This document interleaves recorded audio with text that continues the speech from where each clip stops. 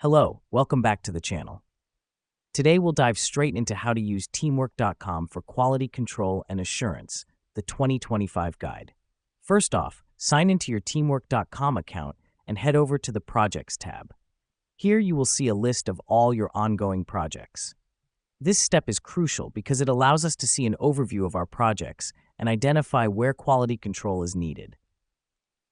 Now that we've done that, select the project you want to monitor for quality control and click on the Risks tab. This helps us because it allows us to identify potential issues that could hinder the quality of our projects. Next up, you'll want to set up a risk management plan. To do this, click on the Add a Risk button. Here, you'll be able to outline potential risks and plan your responses accordingly. The reason we do this is to proactively address problems before they happen, ensuring quality control and assurance. Once you've outlined your risks, it's time to go to the Milestones tab. Here, you can set key deliverables and deadlines for your project.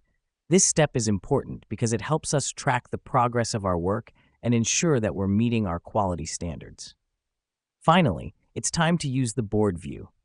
Here, you can create columns for each stage of your project, move tasks between columns as they progress, and use color-coded labels to indicate the status of each task.